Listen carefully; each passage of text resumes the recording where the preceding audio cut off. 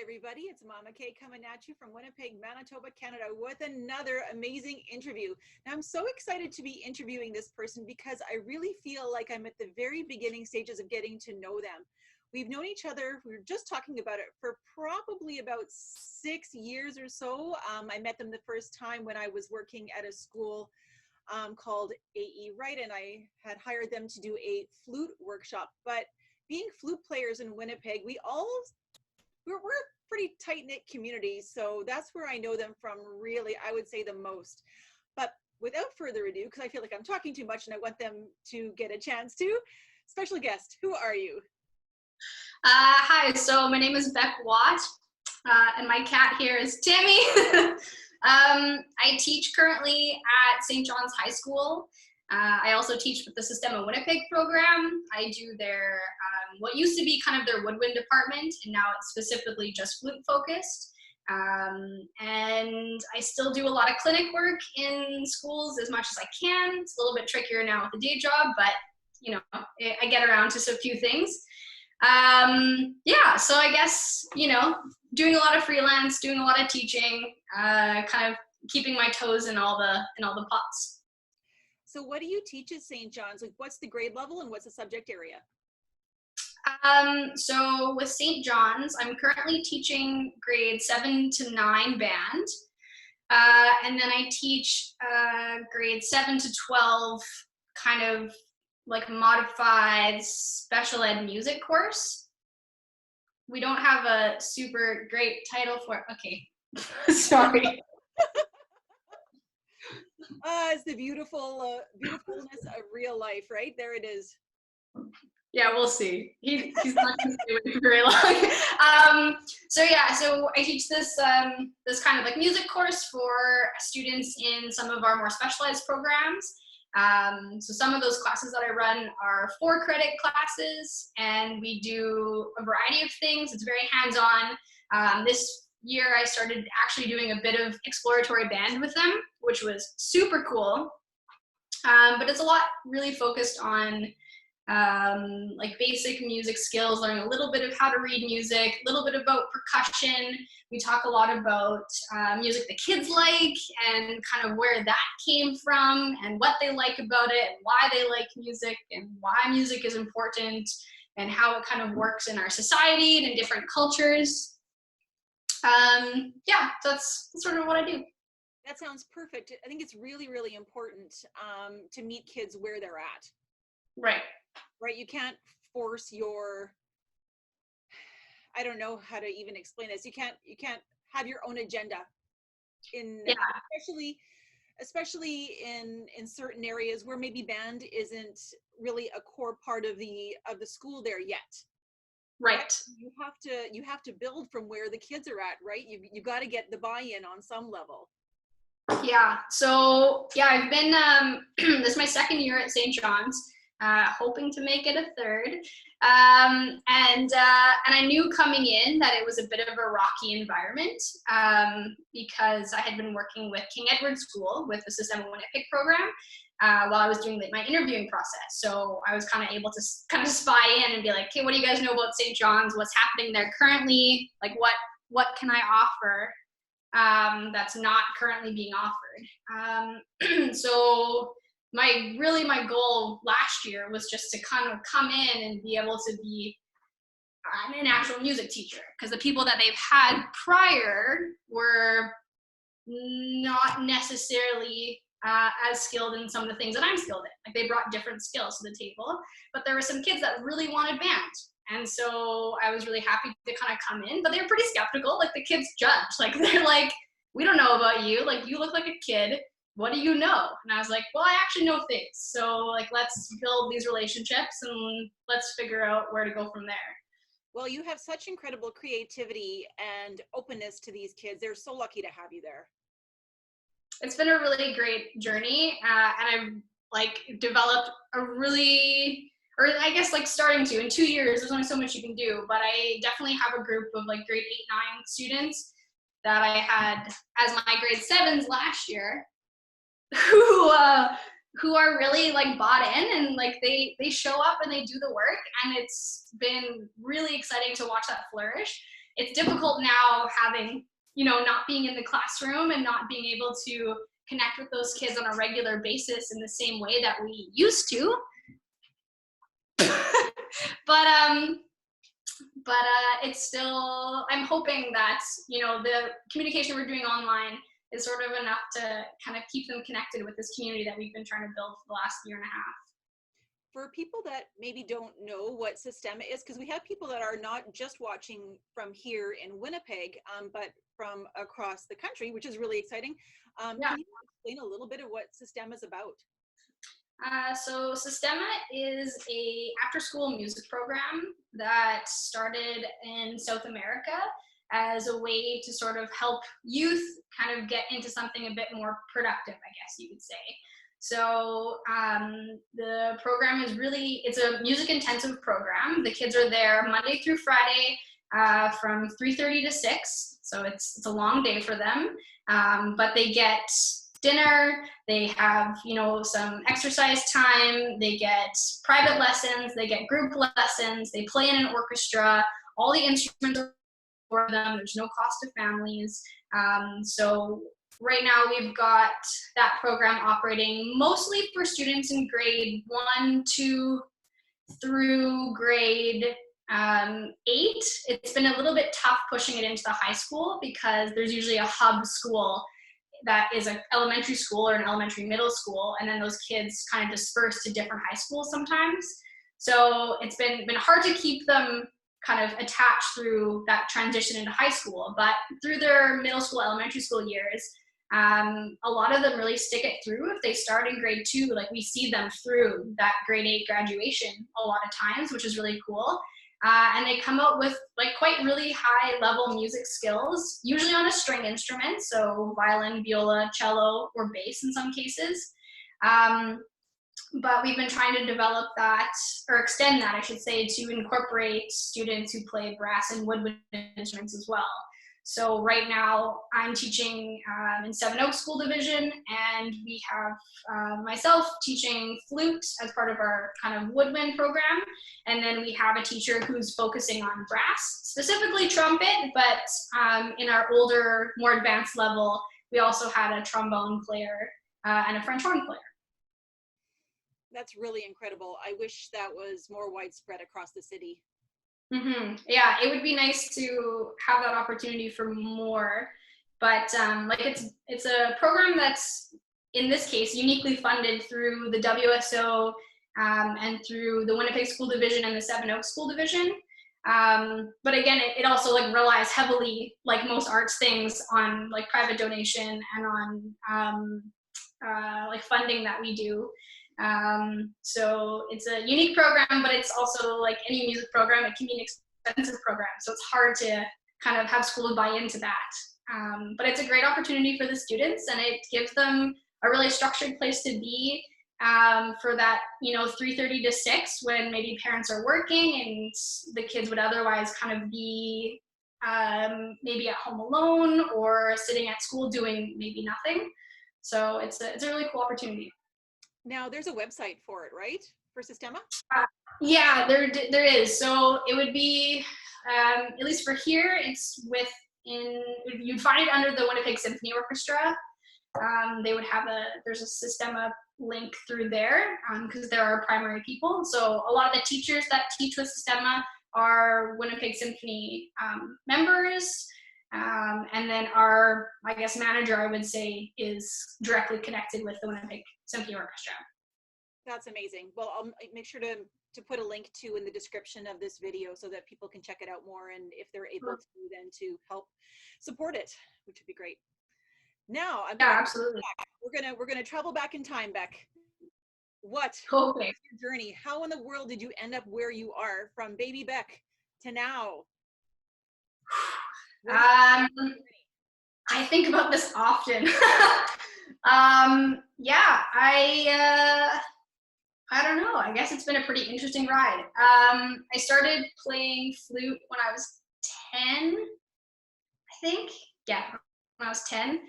It wasn't by choice. I was told, you will play the flute. And I said, okay, but what if I don't want to? And it was like, no, this is what you're playing.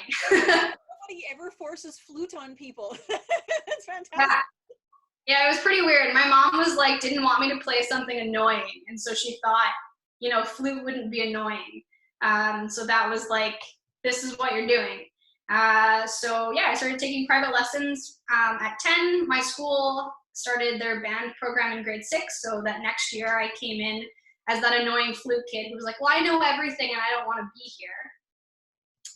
And I worked through my middle school, high school band program, continuing to take private lessons, and I started teaching when I was in high school. Sorry? What was your junior high? I was at Linden Christian for my whole schooling. So I had Chad Pollard was my teacher for a hot second in grade 6.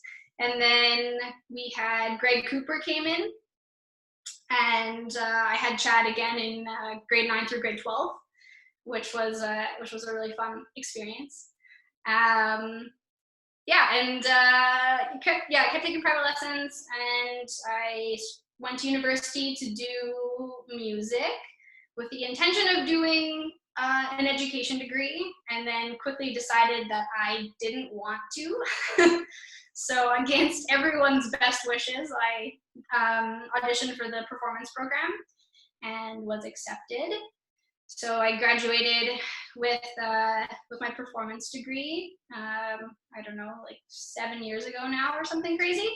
But then went back and did my after ed so that I was able to still have that education component.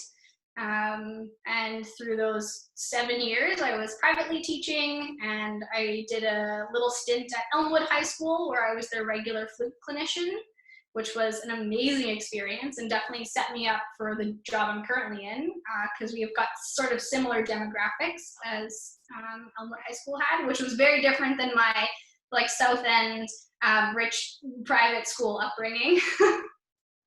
But I absolutely love it. It was an amazing experience. I have to tell you that for years I was the flute clinician at Elmwood when Connie Turner was there.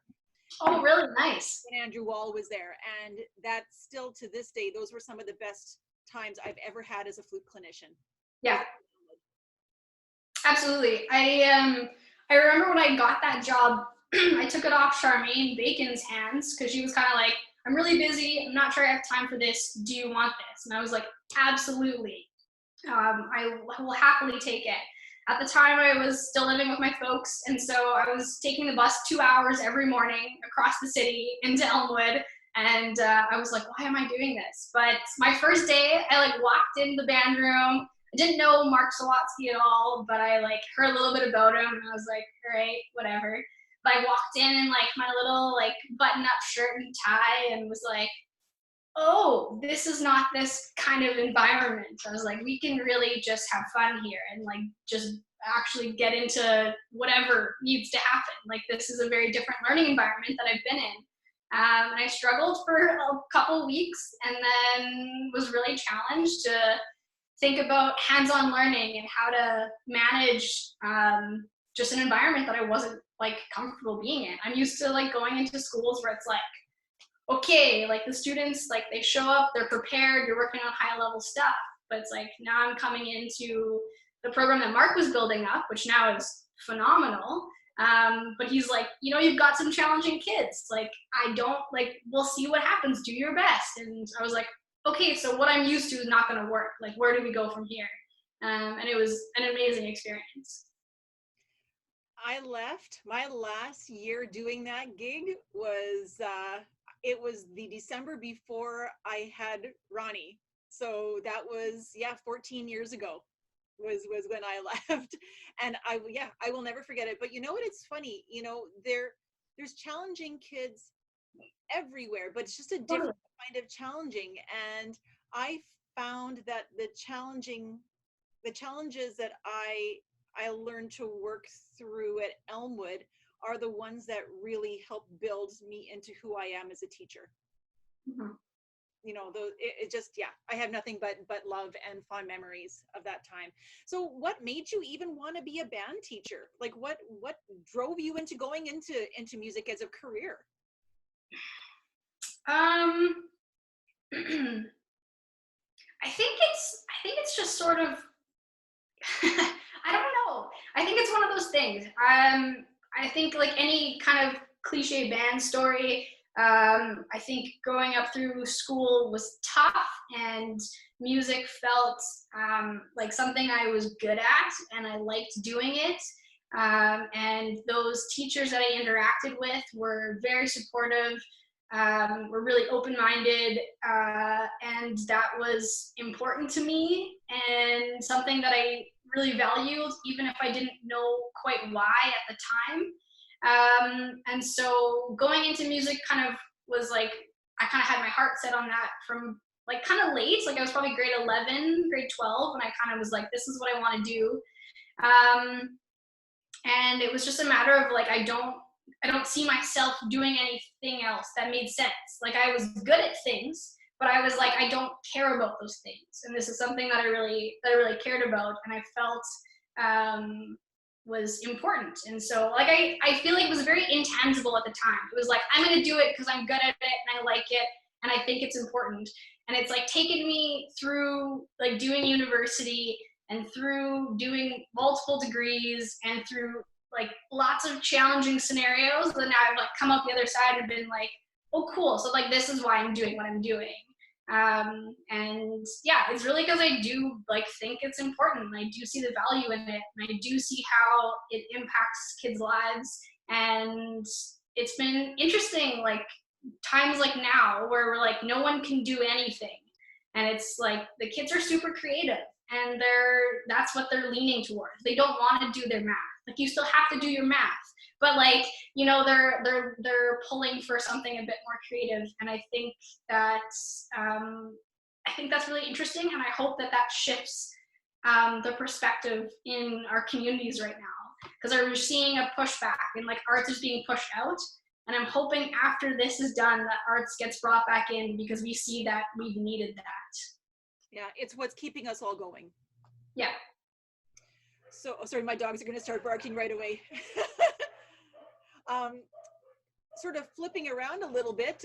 This I don't know about you at all, and I'm really excited to hear what you're going to say about this. But what is maybe one of the weirdest jobs or gigs that you've been a part of? And remembering, of course, that this is a family show. Right, naturally. I I was thinking about this one a lot, and I'm really not sure. But two things kind of came to mind. So the first one is my first ever paid gig. I was, I'm gonna say 11 or 12, and I started playing when I was 10, keep in mind. So like I was very green, like I was good for a kid who'd been playing for 2 years, but I wasn't that good. And I got hired to play with a church choir. And I was like, okay, like that's an environment I understand, because I had kind of come from that. So I said, okay, that should be fine. And then I got the music, and it's ABBA tunes. And so it was just like, I was like, I don't understand. I've never played pop music before on my flute. I was like, I don't get this. And so here I am at like 12 years old playing ABBA tunes with a church choir. And it was fine. Like I did fine. It's not that like pop music's pretty easy to play. So that was fine. But then after all was said and done, like handed me a check, and I was like, oh, I'm getting paid for this. My parents were like not super happy, because they're like, well, you should just be giving back, and it's, you know, you're new at this. But I was pretty excited. So that was definitely the first one that came to mind. Just I was like, I don't know how to play pop tunes, and I didn't expect to be playing pop tunes with a church choir, like in a church. That was all very like confusing for me. That's amazing. Oh my God. Yeah, it was a really interesting experience. And then probably my second one is my short stint that I did playing with a folk band. So not a weird gig, but like for me it was something unexpected, because I never expected to be doing that kind of work. But it was a really amazing learning experience, and I had probably the most fun doing it in the whole world. I got to record a couple albums, and like being in studio was really cool. I had a great time doing that. And then I played 2 live shows. So for each CD release, we did a show with all the extra musicians. And it was really cool. It felt like what I imagined maybe playing in like a jazz band would feel like. I never got to do jazz band in school. So yeah, it was really neat. I got to collaborate with some really high level musicians who are making names for themselves now, as solo artists or whatever, but it was like a very cool experience. What was the name of the group? The name is called Sebastian Owl, and they originated from Brandon, Manitoba. It used to just be like a 4-piece little folk group, and I met the lead singer when I was out one night, and we got to talking, and I was like, hey man, like I'm a musician too, we should hang out sometime. And I thought, well, I'm never gonna see this person again, because that's sort of how things go, and you meet people haphazardly.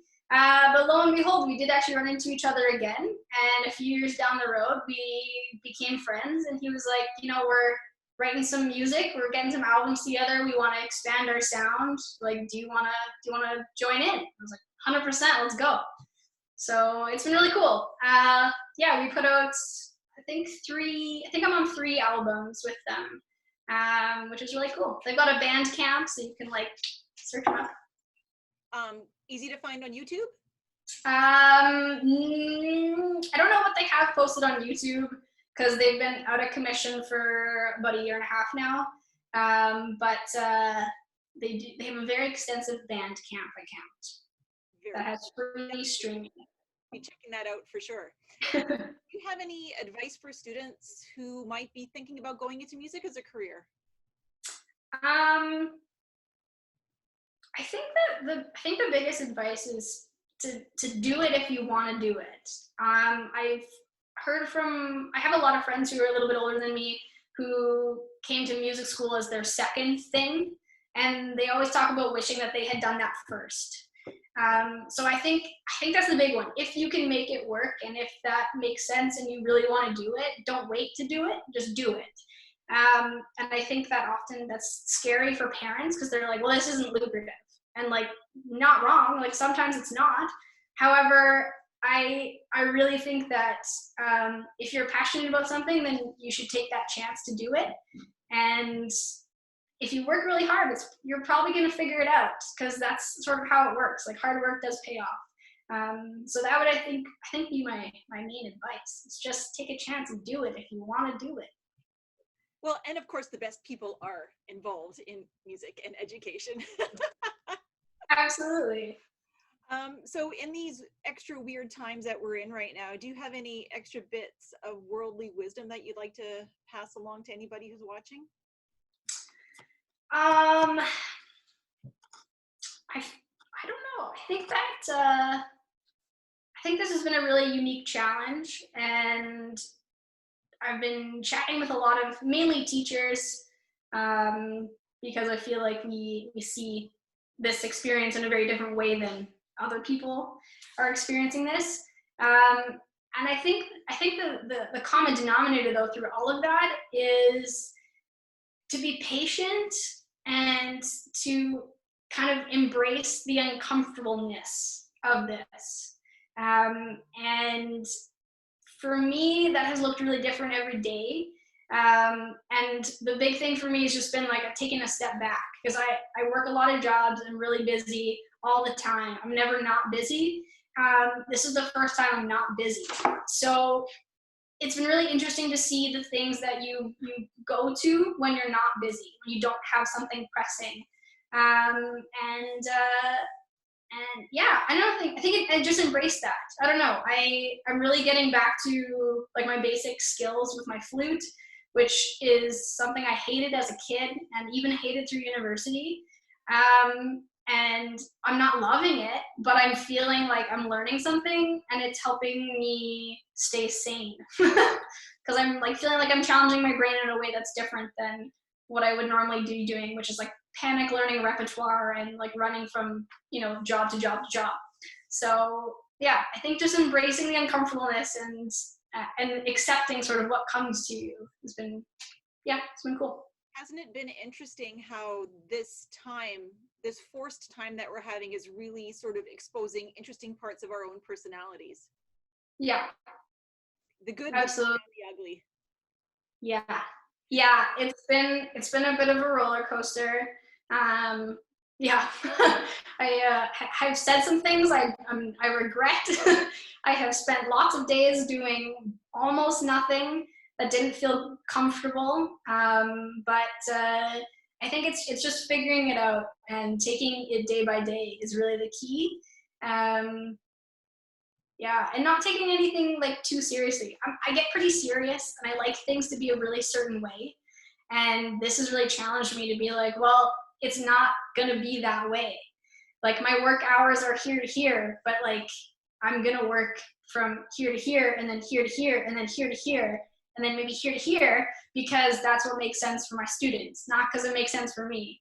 And it's a lot of just alone time, which I'm not used to. I'm used to just being very busy and doing all the things. And so it's been a really interesting experience. Well, thank you so much for taking time to share today. I feel like every time we spend time together, I admire you more and more. So thank you for helping make my day a little brighter today. Of course, I'm happy to do it. I hope you have an amazing rest of your day. Thanks. Bye, Beck. See ya.